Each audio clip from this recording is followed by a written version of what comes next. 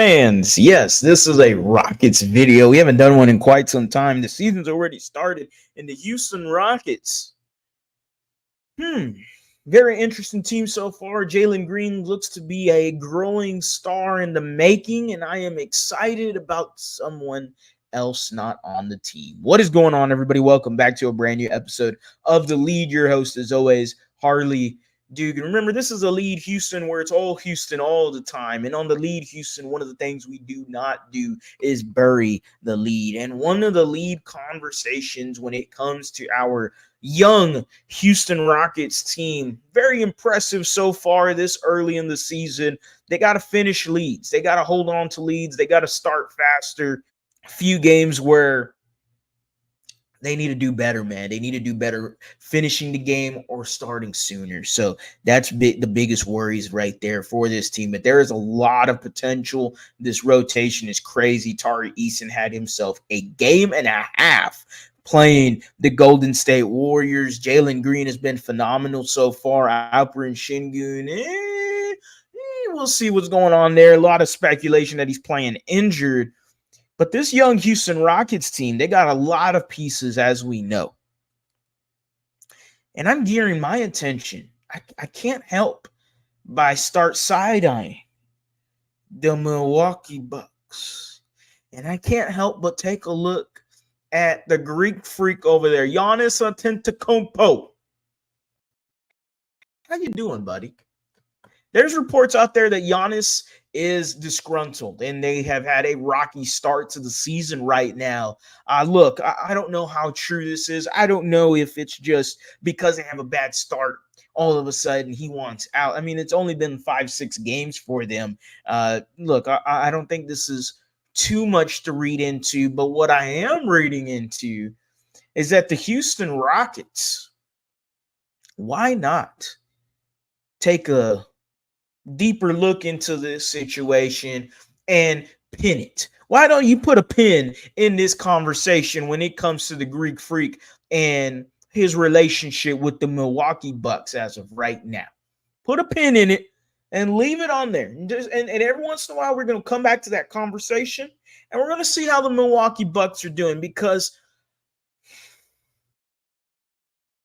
the Houston Rockets had the third best odds of landing the Greek freak. And that sounds absolutely nuts, but I am telling you guys, it feels like a thing that could happen. It feels like something that the Houston Rockets could gear themselves into. You got Giannis, who is Nigerian, also Greek. Hey, Ime, Nigerian. Maybe I'm just pulling teeth here. Maybe I'm trying to figure a way out for him to become a Houston Rocket, but you have the pieces to trade for him. You have guys that you can give up for Giannis, and you're getting yourself a guy in his prime. It is not going to be cheap at all, but he is a top 5, top 10 player in the NBA, already a champion already. So bring him here, pair him up with Jalen Green. I mean, would not be bad whatsoever. You're talking about a guy, a pick and roll between Jalen Green and the Greek freak. That sounds filthy. What could you trade for him? Well, to be quite honest, I'm willing to give up Alperen Sengun for a Greek freak. If that's the level of player I'm getting in return, then yeah, Alperen Sengun, his overall game doesn't fit very well with the Greek freak, considering both guys are just not good at shooting the threes. Now, I know Sengun has looked okay this season so far, shooting the three, not at a high clip, but I believe 44% last I checked. Greek freak, not good at shooting the threes.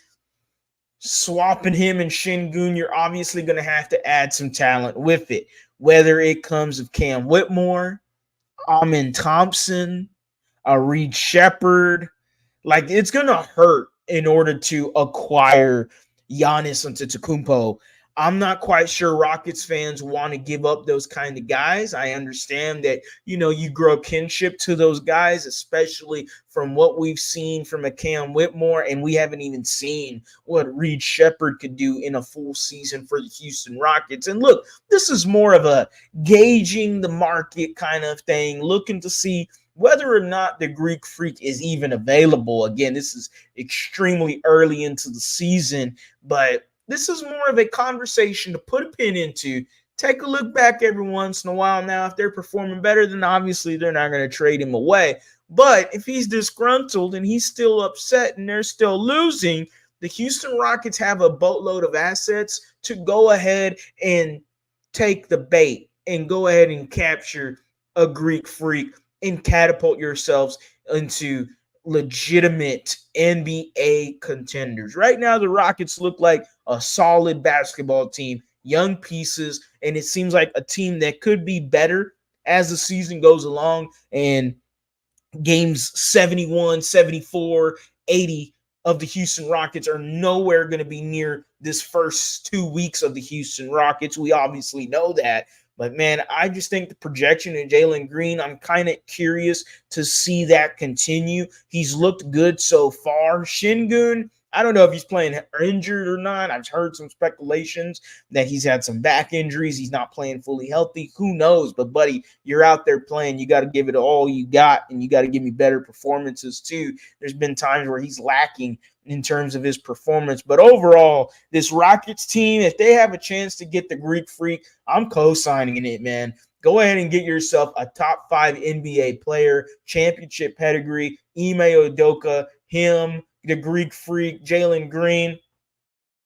That sounds fun. That sounds interesting. And that sounds like a legitimate NBA contender. As always, guys, go Astros, go Rockets, go Texans. You have a blessed day.